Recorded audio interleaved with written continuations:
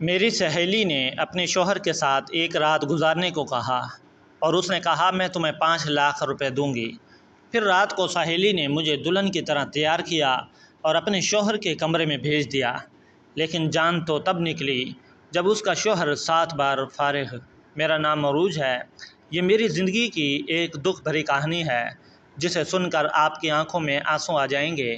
میں بنگلے میں اپنی سہیلی اروبا کے ساتھ رہتی تھی۔ میری عمر 27 سال تھی اور میرے 2 بچے تھے، ایک بیٹا اور ایک بیٹی، لیکن میری سہیلی کی کوئی اولاد نہیں تھی۔ میری شادی گاؤں میں ہوئی تھی اور ایسے انسان سے ہوئی تھی جسے نہ گھر کی فکر تھی اور نہ ہی میرے بچوں کی۔ وہ عیاش قسم کا انسان تھا اور اسے نہ ہی اپنے ماں باپ کا خیال تھا اور نہ ہی اپنی بیوی کا۔ اس لیے میں نے فیصلہ کر لیا تھا کہ میں نوکری کروں گی۔ میری سہیلی اروبا جو شہر اسی کے بنگلے میں کام کرتی تھی اور اسی کے ساتھ رہنے لگی تھی، میں پچھلے کافی سالوں سے اس کے بنگلے میں رہ رہی تھی۔ اروبا کی شادی کو 10 سال ہو چکے تھے اور ان 10 سالوں میں اس نے نہ جانے کتنی کوششیں کر لی تھی، بڑے سے بڑے ڈاکٹر سے علاج کروا لیا تھا اور نہ جانے کس کس کو اپنی پریشانی کے بارے میں بتایا تھا، پھر بھی اس کے پاس اولاد نہ آ سکی۔ شاید اس کی قسمت میں ابھی تک اولاد نہیں تھی۔ مجھے میری سہیلی بہت زیادہ پیاری تھی۔ میری سہیلی اروبا نے پسند کی شادی کی تھی۔ اس نے اپنی شادی کے پورے 1 سال بعد مجھے اپنے گھر پر رکھا تھا، کیونکہ میری شادی پڑھائی ختم ہونے کے بعد ہو گئی تھی۔ میں بہت غریب خاندان سے تعلق رکھتی تھی، پھر بھی میرے بابا نے مجھے پڑھایا۔ میرے بابا اروبا کے بابا کے دوست تھے۔ میں بچپن سے ہی اروبا کے ساتھ پلی بڑھی تھی۔ جب بھی مجھے پیسوں کی ضرورت ہوتی، میری سہیلی اروبا مجھے پیسے دیتی۔ اسی طرح میری شادی ہو گئی۔ شادی کے کچھ دن بعد بابا بھی اس دنیا سے جا چکے تھے۔ شادی کے بعد بھی اروبا مجھ سے باتیں کرتی، میں اپنی ساری پریشانی بتاتی۔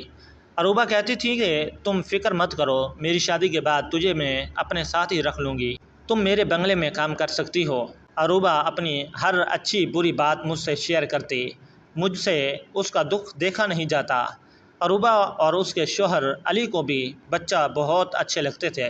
ان کا کہنا تھا کہ کچھ بھی ہو جائے انہیں تو بچہ ہی چاہیے۔ دونوں میاں بیوی کے بیچ اتنی زیادہ محبت تھی، لیکن اروبا کا بچہ نہ ہونے کی وجہ سے علی اس سے خفا رہنے لگے تھے اور ان کا کہنا تھا مجھے تو صرف بچہ ہی چاہیے، کچھ بھی کر کے مجھے اپنے خون چاہیے۔ علی کہتے تھے کہ میں اپنے والدین کا اکلوتا بیٹا ہوں۔ میرے والدین کے مرنے کے بعد میں اپنی بیوی کو یہاں تک لے کر آیا ہوں۔ میں چاہتا ہوں کہ میرا بھی اپنا بچہ ہو اور وہ میرے خاندان کو آگے بڑھائے، لیکن اگر میرا کوئی بچہ نہیں ہوا تو میرا تو کوئی خاندان ہی نہیں بن سکے گا۔ علی کو اپنی جائیداد کا وارث چاہیے تھا۔ کافی لوگوں نے انہیں یہ مشورہ دیا کہ وہ بچہ اپ ڈیٹ کر لیں، لیکن اروبا کا کہنا تھا کہ اپنا خون تو اپنا ہی ہوتا ہے اور پرایا پرایا ہی ہوتا ہے۔ علی کی بھی ضد تھی کہ انہیں تو اپنا ہی خون چاہیے تھا۔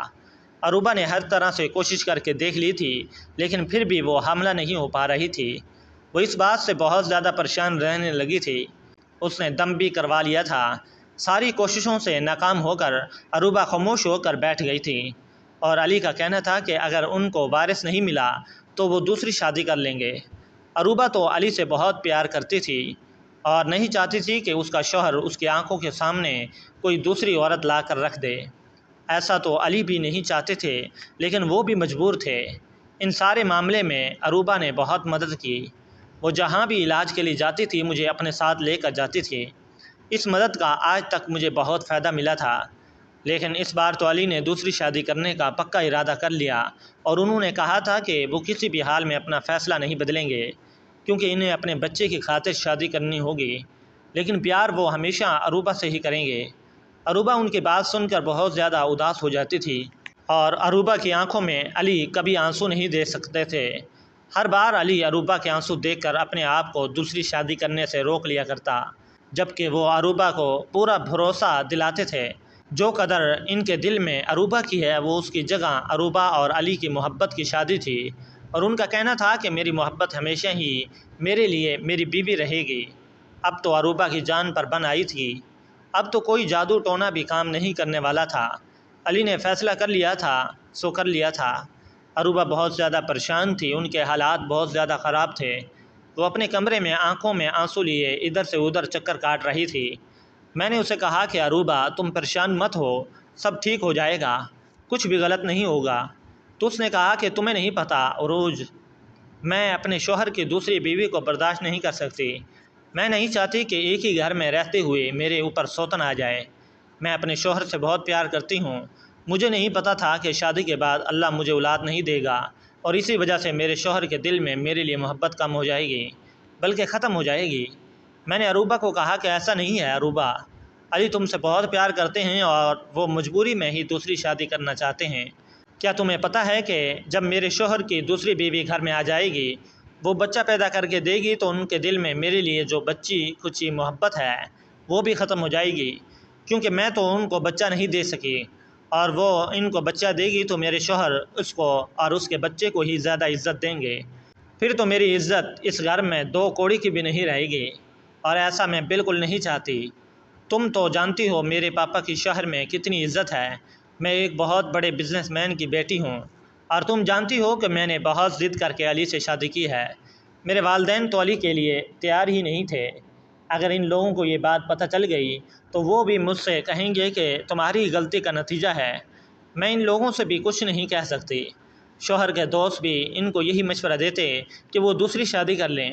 ایسا کرنے سے اس گھر میں جو میری عزت ہے وہ بالکل ختم ہو جائے گی، لیکن میں ایسا ہرگز نہیں کرنے دوں گی۔ میں کوئی نہ کوئی راستہ ضرور نکالوں گی۔ عروبہ حد سے زیادہ پریشان تھی، لیکن اچانک سوچتے سوچتے ایک طرف رک گئی اور میرے چہرے کی طرف عجیب نظروں سے دیکھنے لگی۔ میں بھی عروبہ کو ہی دیکھ رہی تھی کہ اچانک اس کو مجھ سے کیا کام پڑ گیا اور وہ مجھے اس طرح کیوں دیکھ رہی ہے۔ تبھی عروبہ نے اچانک مجھ سے کہا کہ عروج، کیا تم میرا یہ کام کر سکتی ہو؟ اس نے اچانک میری آنکھوں میں دیکھ کر میرے ہاتھوں کو تھام کر مجھ سے سوال کیا تو میں حیران رہ گئی تھی۔ میں نے اس سے کہا، ہاں، میں تو ہمیشہ تمہارا کام کرنے کے لیے تیار رہتی ہوں، کیونکہ یہ میرا فرض ہے۔ میں نے کہا کہ تمہیں پوچھنے کی ضرورت نہیں ہے، تم تو بس مجھے اپنا کام بتاؤ کہ مجھے تمہارا کیا کام کرنا ہے، میں کس طرح سے تمہاری مدد کر سکتی ہوں۔ تو اس نے کہا کہ میں آج تم سے ایسی مدد مانگنے جا رہی ہوں، شاید اس مدد کے لیے تم کبھی تیار نہ ہو۔ اس کی بات سن کر میں حیران رہ گئی۔ ایسا آخر کون سا کام تھا اور ایسی کون سی مدد تھی جو میں اس کے لیے نہیں کر سکتی تھی؟ میں نے کہا، عروبہ، میں تمہاری مدد کرنے کی پوری کوشش کروں گی۔ کبھی ایسا نہیں ہو سکتا کہ میں تمہاری مدد کرنے سے انکار کر دوں۔ تم نے سوچ بھی لیا کیسے کہ میں تمہیں انکار کر دوں گی؟ اس نے کہا، جو بات اب میں تم سے کہنے جا رہی ہوں شاید تمہارے لیے سننا بہت مشکل اور کرنا اس سے بھی زیادہ مشکل ہوگا، اور تم انکار بھی کر دو گی۔ اس کی بات سن کر سچ مچ میں بڑی حیران ہوئی تھی کہ آخر ایسی کون سی مدد تھی جو وہ مجھ سے چاہتی تھی، لیکن اگلے ہی پل اس نے میری آنکھوں میں دیکھ کر مجھ سے ایسی مدد کی جسے سن کر میرے پیروں تلے زمین نکل گئی۔ پل کے لیے حیران رہ گئی تھی، سمجھ گئی تھی کہ میں کنفیوز ہو گئی ہوں۔ پھر میری طرف دیکھ کر کہنے لگی، میں جانتی تھی تم میری مدد نہیں کرو گی اس معاملے میں، کیونکہ یہ کام بہت مشکل اور کوئی بھی عورت اس کام کو اتنی آسانی سے نہیں کرنے دے گی۔ پھر میں نے کہا کہ عروبہ، ایسے کیسے ہو سکتا ہے کہ میں اتنا بڑا کام کیسے کر سکتی ہوں، وہ بھی کسی کو بتائے بنا، اور اس کام سے نقصان مجھے ہوگا تو اس سے کہیں زیادہ تمہیں ہوگا۔ میں تمہاری مدد کروں گی، لیکن میں سوچ میں پڑ گئی تھی۔ مجھے دیکھ کر عروبہ نے کہا کہ تم میری مدد کرو گی تو میں تمہیں اس کی بھاری قیمت دوں گی۔ میں تمہیں اپنے اس کام کے بدلے میں پورے 5 لاکھ روپے دوں گی۔ رقم کے بارے میں سن کر تو میرے ہوش اڑ گئے تھے۔ میں نے بھی زندگی میں اتنے زیادہ پیسے نہیں دیکھے تھے۔ میری آنکھوں کے سامنے 5 لاکھ روپے لہرانے لگے۔ شادی غریب آدمی کے ساتھ ہوئی تھی۔ میرے شوہر، ساس، سسر سبھی گاؤں میں میرے بچے کے ساتھ رہتے تھے، اور میں یہاں شہر میں عروبہ کے گھر نوکری کرتی تھی۔ میں یہاں کے کام کرنے کے بعد ہر مہینے اپنے شوہر کو پیسے بھیج دیا کرتی تھی۔ آدھے پیسے وہ اپنی ماں کے گھر چلانے کے لیے اور بچوں کی ضرورت کے لیے دیتا۔ میری ساس بچوں کو سنبھال لیا کرتی اور آدھے پیسے عیاشی میں اڑا دیتا تھا، اور اس نے نہ جانے کئی لاکھ قرض لیا ہوا تھا۔ یہ رقم بہت زیادہ اور کام بالکل آسان تھا۔ مجھے اس سے کوئی فرق نہیں پڑتا تھا، لیکن مجھے ڈر تھا کہ میرا شوہر اس کام کے لیے مجھے اجازت دے گا یا نہیں۔ ویسے بھی مجھے پوری امید تھی کہ میرا شوہر جب پیسوں کے بارے میں سنے گا فوراً اس کام کے لیے تیار ہو جائے گا۔ یہی سوچتے ہوئے میں فوراً عروبہ کے کام کرنے کے لیے تیار ہو گئی۔ میں نے کہا کہ میں تمہاری مدد کے لیے تیار ہوں، لیکن تمہیں اس کام کے لیے علی کو بھی تیار کرنا ہوگا۔ پھر میں نے عروبہ کو کہا کہ اس بارے میں اگر کسی باہر والے کو پتہ چل گیا تو تمہیں پتہ ہے کہ کتنی بدنامی ہوگی۔ اور تمہاری اور تمہارے شوہر کی بھی عزت خاک ہو جائے گی۔ اور تو اور سب سے بڑی بات یہ ہے کہ علی اس کام کے لیے راضی ہو جائے گا کیا؟ عروبہ کہنے لگی جیسے میرے شوہر دوسری شادی کرنے کے لیے تیار ہیں تو اس کام کے لیے تو بہت آسانی سے تیار ہو جائیں گے، اور تمہیں پتہ ہے میں بات اپنے دل پر پتھر رکھ کر کہہ رہی ہوں۔ میں نے کہا عروبہ تم ایک بار علی سے بات کر لو، اس کے بعد ہی ہم بات کریں گے، تم سوچ سمجھ لو۔ عروبہ کہنے لگی مجھے پتہ ہے کوئی چھوٹی موٹی خبر نہیں ہے بلکہ بہت بڑی بات ہے۔ میں نے عروبہ سے کہا کہ تم ایک بار پھر سے سوچ لو، ایسا نہ ہو کہ بعد میں تمہیں پچھتانا پڑے۔ عروبہ نے کہا کہ بڑی مشکل سے فیصلہ کیا ہے اور اب میں اپنے فیصلے سے مکرنے والی نہیں ہوں۔ تم میری فکر مت کرو، میں برداشت کر لوں گی، بس تم میری مدد کرنے کے لیے تیار ہو جاؤ، ایسا نہ ہو کہ سب کچھ ختم ہو جائے۔ عروبہ اپنے ارادے کی پکی تھی اور اس نے ارادہ کر لیا تھا اور وہ پیچھے ہٹنے والوں میں سے نہیں تھی۔ اس نے کہا کہ وہ ساری زندگی کے لیے سوتن برداشت نہیں کر سکتی، لیکن ایک رات کے لیے پریشانی سے ضرور گزر سکتے ہوں، اس لیے اسے یہ سب کام کرنا ہی ہوگا۔ میں نے اپنے دل کو پکا کر لیا تھا، یہ کام میرے لیے بہت ہی مشکل تھا۔ پہلے تو مجھے اپنے شوہر سے اجازت لینی تھی، اس کے بعد مجھے اس کام کو انجام دینا تھا۔ یہ کام سچ میں دل دہلا دینے والا تھا۔ اگر میرے شوہر نے مجھے اجازت دے دی تو میں ہر طرح سے عروبہ کی مدد کرنے کو تیار ہوں، اور جتنا ہو سکتا لوگوں سے ہمیں اس بات کو چھپا کر ہی کام کو انجام دینا تھا، کیونکہ لوگوں پر علی اور عروبہ کا پول کھل جائے گا تو لوگ انہیں غلط سمجھیں گے۔ ویسے مجھے علی سے بھی ڈر لگ رہا تھا، کیونکہ علی غصے سے بہت تیز تھے اور عروبہ سے بہت پیار کرتے تھے، لیکن جب انہیں پتہ چلے گا کہ عروبہ نے ہی اس کا پلان بنایا تھا تو نہ جانے ان کا کیا رد عمل ہوگا۔ میں نے اپنے شوہر کو فون کر دیا اور عروبہ کو علی کے آنے کا انتظار تھا۔ دراصل ہمارا پلان یہ تھا کہ عروبہ نے کہا تھا کہ تم میرے شوہر کا بچہ پیدا کر کے مجھے دو گی، کیونکہ میں زندگی بھر سوتن تو برداشت نہیں کر سکتی، لیکن ایک دن کے لیے اپنے شوہر کو کسی دوسری عورت کے ساتھ صرف بچے کی خاطر برداشت کرنے میں کوئی حرج نہیں، صرف ایک رات کی ہی تو بات ہے۔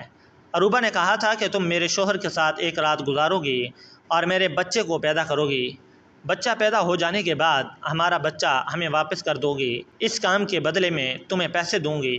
مجھے اس کام سے کوئی مسئلہ نہیں تھا، کیونکہ میرے پاس تو پہلے سے ہی 2 بچے تھے، اللہ نے مجھے بیٹا اور بیٹی دونوں دیے تھے، اس لیے اب مجھے کسی بچے کی خواہش نہیں تھی، اور علی کو تو ویسے بھی ان کا بچہ ہی چاہیے تھا، اور ورنہ میں عروبہ کو اپنا ایک بچہ دینے کو تیار تھی۔ خیر میں ان کے گھر میں رہتی تھی اور ان کی پریشانی کو اچھی طرح سمجھتی تھی، اس لیے انہوں نے یہ کام مجھے کرنے کے لیے کہا تھا۔ لیکن ایک عورت کے لیے یہ کام کرنا مشکل ہے کہ وہ اپنے شوہر کے ساتھ کسی دوسری عورت کو برداشت کرے، یہ بھی عروبہ کی بہت بڑی مجبوری تھی۔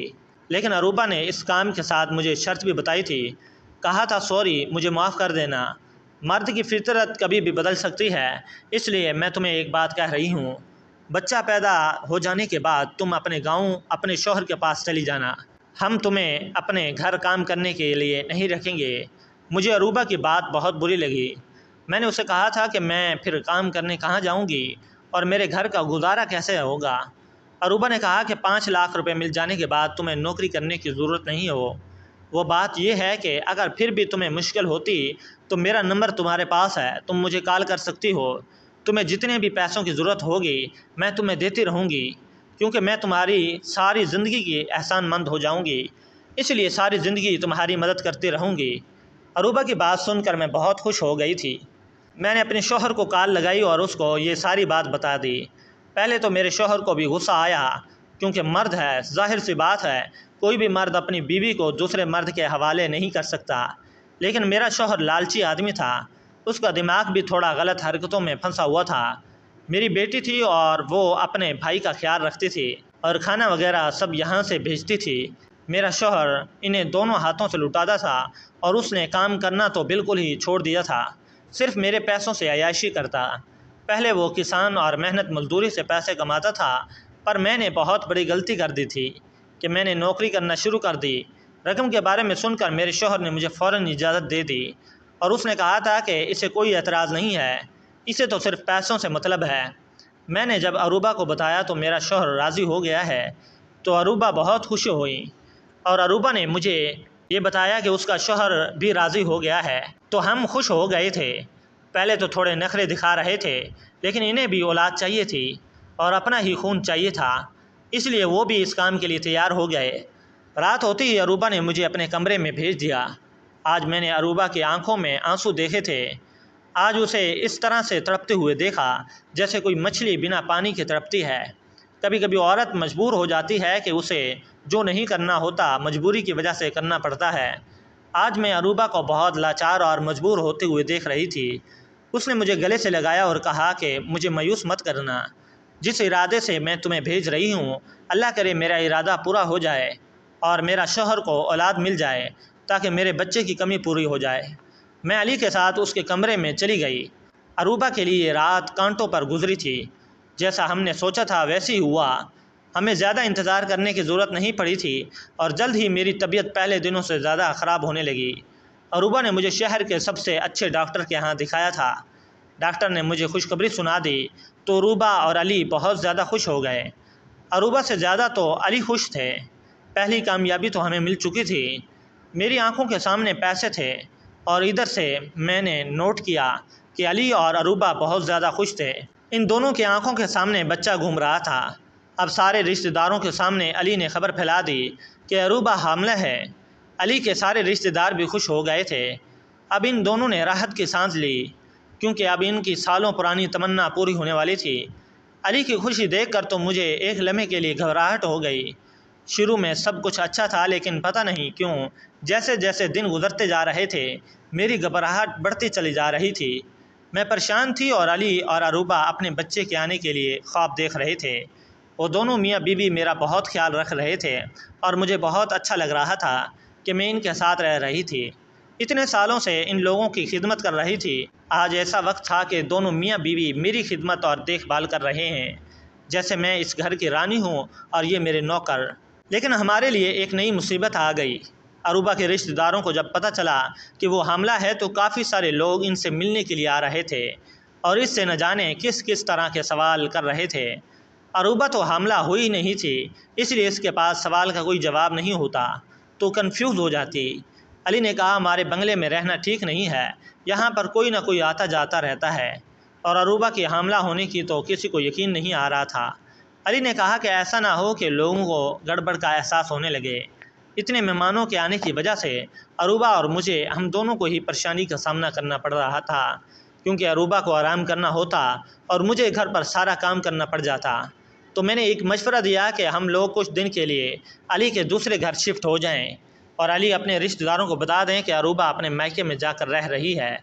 اس طرح سے کوئی بھی مسئلہ نہیں ہوگا اور ہم لوگ وہاں پر آسانی سے ٹائم پورا کر لیں گے۔ علی کو میرا یہ آئیڈیا اچھا لگا۔ علی نے اپنے دوسرے گھر میں مجھے اور اروبا کو شفٹ کر دیا۔ اس گھر میں کوئی نہیں تھا۔ ساتھ علی نے چوکیدار اور ایک نوکرانی کو بھیج دیا ہمارا خیال رکھنے کے لیے کیونکہ میں ابھی تک کوئی کام نہیں کر رہی تھی۔ ادھر بنگلے میں اگر کوئی مہمان آ جاتا تو مجھے کام کرنا پڑ جاتا تاکہ کسی کو ہم پر شک نہ ہو۔ اس گھر میں ہمیں ضرورت کی ہر چیز موجود تھی۔ ہم اس گھر میں آنے کے بعد بہت سکون میں تھے اور اروبا میرا بہت خیال رکھتی تھی۔ اروبا بہت اچھی اور مہربان لڑکی تھی۔ میں سوچتی تھی کہ اروبا تو اتنی اچھی ہے پھر اس کے ساتھ اچھا کیوں نہیں ہوا؟ کیا سچ میں اچھے لوگوں کے ساتھ اچھا نہیں ہوتا؟ فی الحال وقت گزرتا چلا گیا اور مجھے عجیب عجیب طرح کے خیال آنے لگے۔ ہفتے مہینوں میں بدل گئے۔ میرا بچہ میرے پیٹ میں لات مارنے لگا۔ پہلی بار جب اس نے میرے پیٹ میں حرکت کرنی شروع کی تھی تو مجھے عجیب سا احساس ہوا۔ آدھی رات کو اچانک میری آنکھ کھل گئی اور میں اٹھ کر بیٹھ گئی۔ میں نے پیٹ پر جیسے ہی ہاتھ پھیرا اندھیرے میں مجھے کچھ عجیب سا محسوس ہوا تھا۔ مجھے محسوس ہوا کہ میرا بچہ مجھے پکار رہا ہے، مجھ سے کہہ رہا ہے کہ ماں میں آپ کا بچہ ہوں، مجھے کسی کو مت دو، میں تمہارا ہوں، مجھے اپنے ساتھ رکھو۔ اس طرح کے مجھے ہر طرح کے خواب روز آنے لگے۔ ساری رات میں جاگ کر گزارنے لگی تھی۔ میرا دل آہستہ آہستہ بدلنے لگا تھا کیونکہ اب اکثر میرے ساتھ ایسے ہی ہوتا تھا۔ راتوں کو میرے دل کے ساتھ ساتھ میری نیت بدل رہی تھی۔ مجھے اب پیسے جھوٹے اور بیکار لگ رہے تھے۔ مجھے لگ رہا تھا کہ 2 بچے ہونے کے بعد مجھے اور اب بچے کی چاہت نہیں ہوگی۔ میرے لیے پیسہ ضروری تھا، بچہ نہیں۔ تو بچہ مجھے پہلے ہی مل چکے تھے اور میری کوئی خواہش بھی نہیں تھی کیونکہ بیٹا اور بیٹی دونوں میرے پاس تھے۔ مجھے کیا پڑی کہ بے وجہ یہ ایک بچہ پیدا کر لوں کیونکہ مہنگائی کا دور ہے۔ اس دور میں اپنا کھانا پینا مشکل سے چل رہا ہے، اوپر سے بچوں کو پالنا تو بہت بھاری کام ہے۔ لیکن اب میرا خیال غلط ثابت ہو رہا تھا اور بچہ پہلا ہو یا آخری اپنی اولاد تو اپنی ہی ہوتی ہے۔ عروبہ نے میری پریشانی کو بھانپ لیا تھا۔ ایک دن میں نے علی اور عروبہ کو باتیں کرتے ہوئے سن لیا تھا۔ عروبہ علی سے کہہ رہی تھی ایسا نہ ہو وہ موقع پر عروج کی نیت بدل جائے۔ علی نے کہا ایسا نہیں ہو سکتا، اس کی نیت کبھی نہیں بدلے گی کیونکہ اس کے پاس پہلے سے ہی 2 بچے ہیں، اسے پیسوں کی ضرورت ہے، بچوں کی نہیں۔ وہ مجھ سے بھی بار بار سوال کرتی تھی کہ میں خاموش کیوں رہتی ہوں۔ ہر ہفتے علی آتے تھے اور میرے لیے بہت سارے فروٹ، جوس اور ضرورت کا ہر سامان لے کر آتے تھے۔ ہر مہینے ڈاکٹر سے ٹریٹمنٹ بھی چل رہا تھا۔ پھر جیسے تیسے وہ دن بھی آ گیا، ڈاکٹر نے مجھے ڈیٹ بھی دے دی۔ علی نے میرے علاج کے لیے عروبہ کو بہت سارے پیسے دے دیے تھے اور کہا تھا کہ کسی چیز کی کمی نہیں ہونی چاہیے۔ ادھر میرا دل بار بار اپنے بچے کے لیے پریشان تھا۔ رات کا ٹائم تھا، عروبہ نے مجھے کہا کہ صبح ہمیں ہاسپٹل جانا ہے۔ میرا بچہ پیدا ہونے میں صرف آج کی ہی رات رہ گئی تھی۔ اگلے دن لگ بھگ 9 بجے کی ٹائم پر مجھے ہاسپٹل جا کر ایڈمٹ ہونا تھا۔ یہ بات سن کر مجھے ڈر لگنے لگا تھا اور پھر میرا آپریشن ہوگا۔ میں نے دل میں سوچا کہ میں اپنا بچہ کسی کو نہیں دے سکتی، یہ میرا بچہ ہے، میں اسے کسی دوسرے کے حوالے نہیں کروں گی۔ بھلے ہی اس بچے کا باپ علی تھا، لیکن میں تو ماں تھی جو اس کو پیدا کرنے والی تھی۔ باپ سے زیادہ ممتا ماں کے دل میں ہوتی ہے، جو پورے 9 مہینے تکلیف میں چل کر اسے اپنی کوکھ میں رکھتی ہے اور کسی دوسری ماں کی گود میں کیسے ڈال سکتی ہے۔ میں نے سوچ لیا تھا کہ یہ بچہ میرا ہے۔ میری نیت اور میرا ارادہ دونوں بدل چکے تھے۔ میں نے دیکھا عروبہ اپنے کمرے میں جا کر سو چکی تھی۔ میں نے جلدی سے اپنا سامان پیک کیا اور چپکے سے وہاں سے بھاگ گئی تھی۔ مجھے تکلیف بھی شروع ہو گئی تھی، میری ڈلیوری کا وقت ہو چکا تھا۔ میں جلد ہی نکل آئی اور میں نے رات والی بس پکڑی اور سوار ہو گئی۔ میں علی اور عروبہ کو بہت بڑا دھوکہ دے کر وہاں سے بھاگ نکلی آئی، کیونکہ مجھے اپنا بچہ چاہیے تھا اور میں اسے کسی کو نہیں دے سکتی تھی۔ پیچھے عروبہ اور علی کا کیا حال ہوگا، میں اس بارے میں سوچنا بھی نہیں چاہتی تھی۔ مجھے صرف میرا خیال تھا، اپنے بچے کا جیسے بچانا میری ذمہ داری تھی۔ میں اپنے گاؤں پہنچ گئی تھی۔ اگر میں اپنے شوہر کے پاس چلی گئی تو مجھے امید تھی کہ وہ مجھے واپس عروبہ کے پاس لے جائے گا اور ان سے پورے پیسے حاصل کر لے گا۔ میرا شوہر تو بہت لالچی انسان تھا جو اپنی بیوی کو دوسرے مرد کے ساتھ پیسوں کے لیے برداشت کر سکتا، اور 5 لاکھ کے بارے میں سن کر جتنا وہ خوش ہوا تھا اس کی خوشی کو میں لفظوں میں بیان نہیں کر سکتی۔ سارا دن وہ سوچتا رہتا کہ کب پیسے آئیں گے تو میں یہ کروں گا، وہ کروں گا، یہ لاؤں گا، اور نہ جانے کس طرح باتیں کرتا۔ اسے اپنی بیوی اور بچوں سے زیادہ پیسوں سے پیار تھا۔ میں گاؤں کی دائی کے پاس چلی گئی، میرے باقی بچے بھی اس عورت نے پیدا کیے تھے۔ میں دائی کے گھر پر گئی اور زور زور سے دروازہ بجایا۔ گرمی کی رات تھی، میں رات کے 2 بجے کے ٹائم وہاں سے روانہ ہوئی اور ابھی صبح کے 8 بجنے والے تھے۔ گرمیوں میں سب لوگ جلد ہی سو کر اٹھ جاتے ہیں۔ دائی کو تو عادت ہوتی ہے کہ کبھی بھی ان کے پاس کیس آ جائے، اس کو سنبھال لیتی ہے۔ دائی نے جیسے ہی دروازہ کھول کر مجھے دیکھا، کہنے لگی اب کے بعد تم شروعات ہی کے دنوں میں میرے پاس نہیں آئی ہو، تمہارے بچے تو کافی بڑے ہو گئے ہیں، تم نے کافی سالوں بعد بچے کی پیدائش کے بارے میں سوچا۔ میں نے کہا اللہ کی دین ہے، یہ کہہ کر میں خاموش ہو گئی۔ وہ مجھ سے اور زیادہ باتیں کر رہی تھی۔ میں نے ان سے کہا کہ زیادہ باتوں کا ٹائم نہیں ہے، مجھے درد ہو رہا ہے، میری ڈلیوری کا ٹائم آ گیا ہے، اس لیے میں آپ کے پاس آئی ہوں۔ مجھے میرا بچہ صحیح سلامت چاہیے، جلدی مجھے میرا بچہ ڈلیوری کر کے دے دو۔ بس مجھے یہی پریشانی ہو رہی تھی کہ علی کے آدمی یہاں پر نہ آ جائیں اور مجھ سے میرا بچہ نہ چھین لے۔ مجھے جلد از جلد اپنا بچہ یہاں لے کر کہیں دور جانا ہوگا۔ مجھے علی اور عروبہ سے ڈر لگ رہا تھا اور یہ بھی ڈر تھا کہ کہیں میرا شوہر لالچ میں آ کر یہ بچہ عروبہ کے پاس نہ چھوڑ دے، اس لیے میں اپنے گھر پر واپس نہیں جاؤں گی۔ لگ بھگ 1 گھنٹے کی محنت کے بعد میرا بچہ اس دنیا میں آ گیا۔ میری خوشی کا کوئی ٹھکانہ نہیں تھا۔ میں نے سوچ لیا تھا کہ میں جلد از جلد اپنے بچے کو اٹھا کر یہاں سے کہیں دور چلی جاؤں گی، یہاں سے بالکل غائب ہو جاؤں گی تاکہ میرے بارے میں کسی کو کچھ پتہ نہ چل سکے۔ میں کچھ بھی کر کے اپنا بچہ علی اور عروبہ کو نہیں دوں گی۔ میں نے یہ تک نہیں سوچا تھا کہ وہ جو میری سہیلی تھی جس نے ساری زندگی مجھ پر احسان کیے تھے، میں خود کا بچہ بھی اسے دینا چاہتی تھی۔ پھر مجھے ایسا کیا ہو گیا؟ میں نے ان دونوں کا نمک کھایا تھا۔ انہوں نے مجھے کھانا دیا، مجھے پہننے کے لیے کپڑے دیے اور مجھے رہنے کے لیے جگہ دی۔ اگر وہ یہ سب نہ دیتے تو ہمارے پاس کھانے کے لیے کچھ بھی نہیں ہوتا۔ میں نے عروبہ کی کسی اچھی بات کو یاد نہیں کیا اور ان دونوں کا بچہ کا خواب دکھا کر اچانک ان کی آنکھوں سے ان کے سارے خواب چھین لیے۔ جب وعدہ پورا ہونے کا ٹائم آیا میں نے انہیں بے وقوف بنا دیا۔ مجھے نہیں پتہ تھا کہ ایک ماں اتنی خود غرض ہوتی ہے جتنی میں ہو گئی تھی۔ دونوں نے ہی مجھ پر بھروسہ کیا تھا۔ میں اپنے بچے کو لے کر بہت دور چلی گئی تھی۔ یہاں چھوٹا سا گاؤں تھا جہاں پر بہت کم لوگ رہتے تھے۔ یہاں پر میں نے پرانی جھونپڑی میں اپنا بسیرا کر لیا، اپنے بچے کی پرورش کرنے لگی۔ شاید مجھے اروبا اور علی نے ڈھونڈنے کی بہت کوشش کی تھی، لیکن میں ان سے اتنی دور جا چکی تھی جس کے بارے میں لوگوں کو کچھ پتہ ہی نہیں چلا۔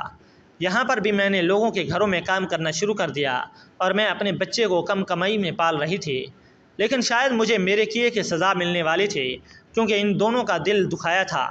مجھے میرے کیے کی سزا اس طرح ملی کہ اچانک میری طبیعت نے مجھے مجبور سمجھ کر ایک سرکاری ہسپتال میں بھرتی کروا دیا، اور وہاں پر پتہ چلا مجھے کینسر جیسی بڑی بیماری ہے اور نہ جانے کس دن میری موت ہو جائے۔ میں نے اپنی یادوں کو تازہ کرنے کے لیے اپنی زندگی کی پوری کہانی ڈائری میں لکھنا شروع کر دی تاکہ جو میں نے غلطی کی ہے وہ آگے کبھی کوئی عورت نہ کرے۔ میں ڈائری روز لکھتی تھی۔ دیکھتے ہی دیکھتے میرا بیٹا 14 سال کا ہو گیا۔ میرا بیٹا بچپن سے ہی بہت سمجھدار تھا کیونکہ علی بھی بہت سمجھدار اور ایماندار انسان تھا۔ وہ ہو بہو اپنے باپ پر گیا۔ اللہ نے میرے بیٹے کی پرورش کرنے کے لیے شاید مجھے 14 سال تک زندہ رکھا تھا۔ ایک دن نہ جانے کیسے میرے بیٹے کے ہاتھ وہ میری ڈائری لگ گئی۔ اسے گاؤں کے سرکاری اسکول میں پڑھا رہی تھی۔ میرا بیٹا پڑھائی میں بہت اچھا تھا۔ ایک دن میرے بیٹے نے میری ڈائری پڑھ لی اور اسے میری حقیقت کے بارے میں سب کچھ پتہ چل گیا۔ جب اس نے مجھ سے اس بارے میں سوال کیا تو میں بہت ڈر گئی۔ اسے کہاں سے پتہ چلا؟ یہ صدمہ میں برداشت نہ کر سکی اور میری طبیعت اور زیادہ بگڑنے لگی۔ میرے بیٹے نے شاید میری جان بچانے کے لیے میرے ساتھ بہت کچھ کیا۔ اس ڈائری میں وہ شہر کا نام اور اس بنگلے کا ایڈریس بھی لکھا ہوا تھا جس میں علی اور اروبا کا بنگلہ تھا۔ وہ مجھے گاؤں کی ہی خالہ کے پاس چھوڑ کر علی اور اروبا کے پاس چلا گیا اور میری ڈائری بھی اپنے ساتھ لے گیا۔ میں نے اسے جانے سے بہت منع کیا تھا لیکن اس نے میری ایک نہ سنی۔ وہ اکیلے ہی چلا گیا اور جب وہ وہاں گیا تو اس نے ساری حقیقت علی اور اروبا کو بتائی۔ ان کو بہت غصہ آیا اور انہوں نے اس کی بات سن کر سوچا بچہ جھوٹ بول رہا ہے، لیکن جب انہوں نے اس کی شکل کو غور سے دیکھا وہ لڑکا ہو بہو علی پر گیا تھا۔ اس بات کا بھروسہ ان دونوں کو ہو گیا تھا کیونکہ وہ ان کی اولاد تھی۔ علی اور اروبا غصے کی وجہ سے چاہتے تھے کہ وہ ہماری مدد نہ کریں۔ میرے بیٹے نے کہا تھا کہ آپ لوگ میرے ساتھ چلیں اور میری ماں کی جان خطرے میں ہے اور میں اس کو شہر کے ہسپتال میں علاج کے لیے لے کر جانا چاہتا ہوں۔ اس کا آپریشن ہونا ہے ورنہ وہ مر جائے گی۔ اروبا اور علی کا تو آج تک کوئی بچہ پیدا نہیں ہوا تھا۔ وہ میرے بھاگ جانے کے بعد انہوں نے بچے کی خواہش کو ختم کر دیا کیونکہ علی کا کہنا تھا شاید اللہ نہیں چاہتا کہ ہمارے پاس بچہ ہو۔ اب اللہ سے بڑھ کر تو اور کچھ بھی نہیں ہے۔ ایسا بھی ہو سکتا ہے کہ وہ دوسری شادی کر لیں اور اس عورت کی نیت بدل جائے، اور یہی سب سوچتے ہوئے انہوں نے اولاد کا خیال دل سے نکال دیا کیونکہ وہ بیچارے تو میرے بھروسے بیٹھے ہوئے تھے۔ جب وہ دونوں اس لڑکے کے ساتھ مجھ سے ملنے کے لیے آئے تو مجھے دیکھ کر ان کی پرانی یاد تازہ ہو گئی۔ فی الحال انہوں نے مجھے اتنا بیماری میں تڑپتے ہوئے دیکھ کر معاف کر دیا، لیکن انہوں نے مجھ سے شکایت ظاہر کی، تم نے ہمارے ساتھ اچھا نہیں کیا۔ تم جانتی تھی ہم نے گھر والوں سے جھوٹ بولا تھا۔ جب تم بھاگ گئی تو ہم نے کہا ہوا تھا کہ ہسپتال میں کسی نے بچے چوری کر لیے ہیں اور اس کا کچھ پتہ نہ چل سکا اور ہم پھر سے بے اولاد ہو کر رہ گئے۔ ہمیں کیا پتہ تھا کہ آج 14 سال بعد ہم اپنے بیٹے کو اس طرح سے دیکھیں گے۔ میں نے دونوں سے ہاتھ جوڑ کر معافی مانگی۔ دونوں نے مجھے معاف کر دیا اور وہ لوگ مجھے شہر لے گئے۔ وہاں جا کر انہوں نے میرا آپریشن کروایا۔ اللہ نے شاید مجھے زندگی دے دی۔ میری غلطی تو بہت بڑی تھی لیکن میرے بیٹے کی اور اس کی محنت کا نتیجہ تھا کہ میں بچ گئی۔ میرے بچوں کو پتہ چل گیا تھا میں 14 سال تک کہاں چھپی تھی۔ میرے شوہر تو 10 سال پہلے کسی ایکسیڈنٹ میں مر گیا تھا۔ میرے بچوں نے مجھے بہت تلاش کرنے کی کوشش کی۔ ایک طرف سے تو میں نے اپنے بچوں کا بھی دل دکھایا اور اپنے بچوں کو چھوڑ کر میں چلی گئی تھی۔ میرے بچے جوان ہو گئے تھے اور ادھر جو علی کا بیٹا تھا وہ 14 سال تک وہ اروبا اور علی سے دور رہا۔ میں نے علی اور اروبا کا بیٹا ان کو سونپ دیا، لیکن میرا بیٹا مجھے ہی اپنی ماں سمجھتا تھا۔ اسے ساری حقیقت کے بارے میں تو پتہ چلا تھا، لیکن میں نے اسے کہا بیٹا شاید یہی میری غلطی کا پچھتاوا ہے، میں اس طرح سے اپنی غلطی سدھار سکتی ہوں۔ میں تم سے ملنے کے لیے آیا کروں گی لیکن تمہاری اصل والد علی ہیں۔ اس طرح سے میں اپنے گاؤں بچوں کے پاس چلی گئی اور علی اور اروبا کو ان کا بیٹا واپس مل گیا۔ اب وہ لوگ اپنی زندگی میں خوش ہیں اور ادھر میں اپنے بچوں کے ساتھ خوش رہ رہی ہوں۔ علی اور عروبہ نے اتنے سال بعد اپنا وعدہ نبھایا۔ ان کا بیٹا سونپنے پر مجھے پیسے دے دیے۔ مجھے ان پیسوں کی اب کوئی ضرورت نہیں تھی، لیکن انہوں نے کہا تھا کہ اب تمہارا شوہر بھی کمانے والا نہیں ہے، یہ پیسے رکھ لو، تمہارے کام آئیں گے۔ مجھے افسوس ہو رہا تھا کہ بھلے ان کے ساتھ میں نے بہت غلط کیا تھا، لیکن مجھے اپنے چھوٹے بیٹے کی یاد ابھی بھی ستاتی ہے۔ جب مجھے اس کی یاد آتی ہے تو میں اس کے لیے ملنے کے لیے چلا جاتی ہوں۔ انہوں نے لوگوں کو بتایا کہ ان کا وہی بیٹا ہے جو عروبہ اور علی کو اپنے والدین مان چکا تھا اور وہ ان کے ساتھ ان کے گھر رہتا ہے۔ ناظرین، آپ کو ہماری آج کی کہانی کیسی لگی؟ کمنٹ باکس میں اپنی قیمتی رائے کا اظہار ضرور کیجیے گا۔ کہانی اچھی لگی ہو تو زیادہ سے زیادہ لائک شیئر کریں اور سبسکرائب کرنا مت بھولیے گا۔